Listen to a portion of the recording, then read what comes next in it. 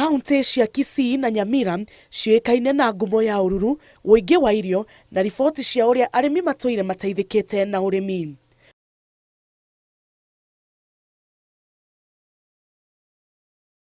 No ũndũ ũrĩa mũgeni gũkũ rĩu nĩ ũrĩa mĩri ya mĩtĩ ya mĩnyua maaĩ ĩtambĩte hũgũrũrũ-inĩ cia njũĩ na imwe igatamba nginya njũĩ thĩinĩ na gũthũkia ũrĩmi.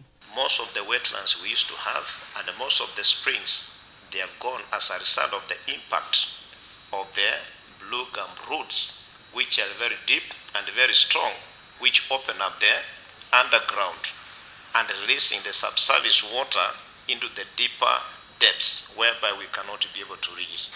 Mĩri ĩno ĩcũngĩrĩirie njũĩ ici kũũma icigo-inĩ itiganĩte, ũndũ ũrĩa ũtũmĩte aikari matigwo na kĩgirĩko kĩingĩ gĩa gwetha maaĩ na nginya ma kũhũthĩra mĩciĩ. The neighbors to this riparian land decided to plant eucalyptus trees here. You can now see the effect. Oho, mũtaaramu wa maũndũ ma ũgarũrũku wa rĩera nĩ atĩtĩrithĩtie atĩ ona ciĩruru cia mĩtĩ ĩno onacio no iracũngĩrĩria mĩmera kũhinyĩrĩrĩka, kuona atĩ mĩmera nĩ ĩrabatara ũtheri nĩguo ĩkũre wega, ũndũ ũrĩa merĩtwo magerie gũceha mĩtĩ ĩyo nĩguo ĩthiũkũre mĩmera. Kisii and Nyamira are being turned into green deserts. A place which is green without water.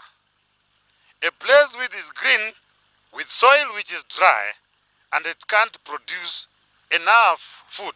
Aikari nĩ morĩtio kũmunya mĩri ĩyo ya mĩtĩ ĩyo na mahandage mĩtĩ mita 30 kuma rũĩ-inĩ kana makĩria nĩguo kũgeria kũnyihanyihia kũhwa kwa njũĩ. Ngĩribotera Inooro TV, njĩtagwo Njambi wa Njaũ.